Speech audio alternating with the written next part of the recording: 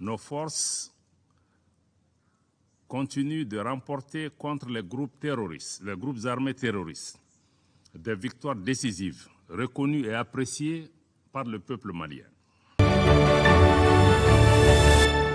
Message du président de la transition adressé au peuple malien. Mes chers compatriotes, en application de la résolution 2690-2023 des Nations Unies, aujourd'hui 14 novembre, grâce à Allah, en raison du courage, de la détermination de nos femmes, un raid a été mené depuis quelques jours en direction de Kidal et de lourdes pertes infligées aux groupes armés terroristes.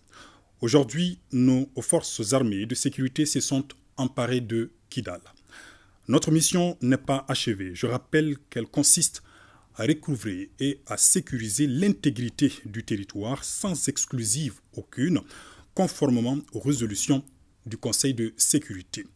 Encore une fois, je tiens à rendre hommage aux victimes civiles et militaires tombées au champ d'honneur.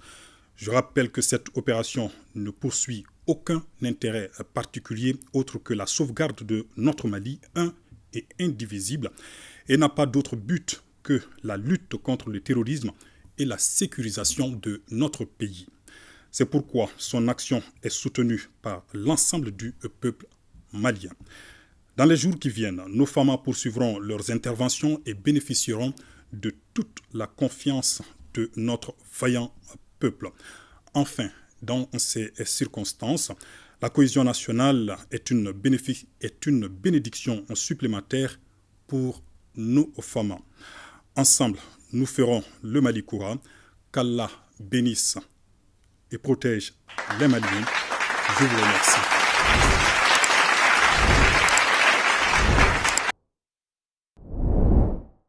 Rabin, comment tu vas? J'espère que tu vas très bien. L'actualité, c'est tout ce qui se passe à Kidal, la victoire des forces armées maliennes. C'est donc une chose faite.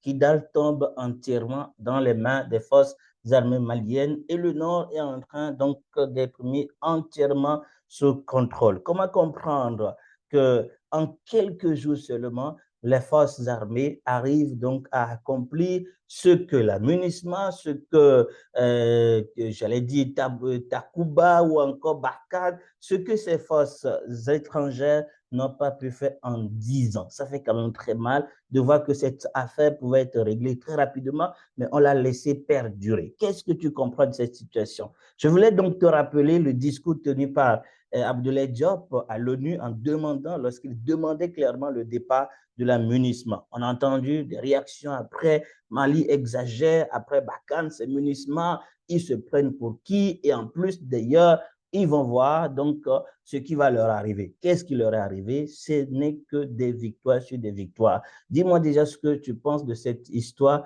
Nous allons écouter ce discours et nous en discuterons donc ensuite.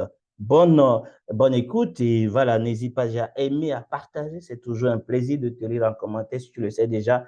Allons-y donc. Victoire au peuple qui se bat en tout lieu.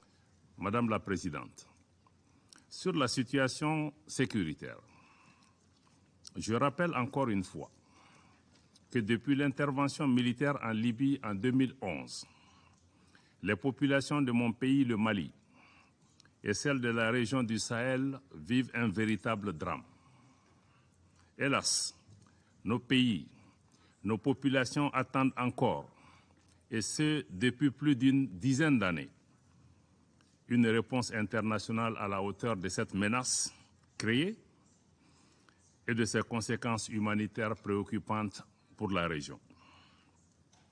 Pour ne parler que du cas spécifique de mon pays, le Mali, je dois dire que les prescriptions internationales, notamment celles prodiguées par la MINUSMA depuis sa création en 2013, ont montré leurs limites. Sinon, comment expliquer que la situation sécuritaire du Mali en 2013 soit bien meilleure à celle que nous connaissons de nos jours?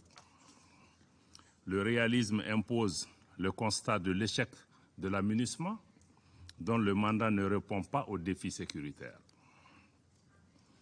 Pour sa part, le gouvernement de transition n'a jamais perdu de vue que la responsabilité première de la défense du territoire national et de la protection des populations ainsi que des biens relève avant tout de l'État malien. C'est la raison pour laquelle il a donné une place de choix au renforcement des capacités et à l'équipement des forces de défense et de sécurité maliennes, afin de leur permettre d'accomplir leur mission régalienne. Grâce à ce choix judicieux, nos forces continuent de remporter contre les groupes terroristes, les groupes armés terroristes, des victoires décisives, reconnues et appréciées par le peuple malien. Je sais que cette montée en puissance des forces de défense et de sécurité maliennes suscite beaucoup de commentaires, voire des campagnes hostiles de désinformation et de déstabilisation dont le Mali est malheureusement l'objet depuis 2021, y compris à travers l'instrumentalisation et la politisation de la question des droits de l'homme qui a été relevée autour de cette table. C'est l'occasion pour moi de répondre à certains commentaires et déclarations concernant le rapport du Haut Commissariat aux droits de l'homme sur les événements de Moura. Il était de notoriété publique que la ville de Moura et ses villages environnants étaient assiégés par des organisations terroristes depuis de nombreuses années. Pendant cette période, aucune force, pas même les forces internationales déployées, n'avait accès à cette localité, abandonnant ainsi les populations à leur triste sort. Je me demande au passage, où étaient en ce moment les voix qui s'élèvent aujourd'hui lorsque les terroristes infligeaient des traitements inhumains et dégradants à nos populations civiles sans défense, lapidaient les femmes, brûlaient les villages et les récoltes et emportaient du bétail, comme ce fut le cas à Ogosagou, à Sobanda, à Djalasagou, pour ne citer que cela.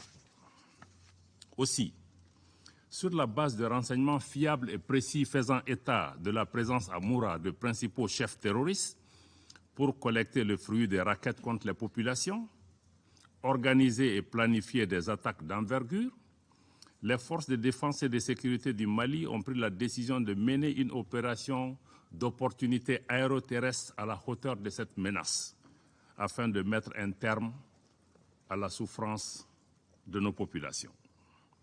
Les premières unités déployées par nos moyens aériens, tout comme les renforts, ont subi des tirs confirmant la présence terroriste.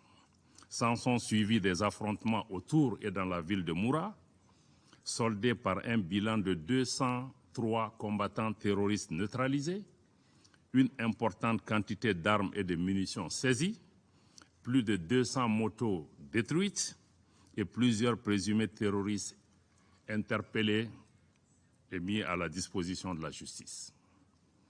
Malheureusement, 8 de nos valeureux soldats sont également tombés au champ d'honneur pendant cette opération qui a permis de libérer les populations de Moura du joug des terroristes. À la suite d'allégations d'exactions, les autorités compétentes ont immédiatement ouvert des enquêtes. Un transport judiciaire a été effectué sur les lieux par une équipe composée des parquets de Mopti et de Bamako, d'enquêteurs de la gendarmerie nationale, de la police technique et scientifique et d'un médecin légiste. Les enquêtes continuent conformément aux procédures et aux délais en vigueur. Les conclusions de ces enquêtes seront rendues publiques. Le gouvernement rejette vigoureusement les conclusions hâtives du rapport biaisé du Haut Commissariat aux droits de l'homme. Nous voyons dans ce rapport orienté une volonté réelle.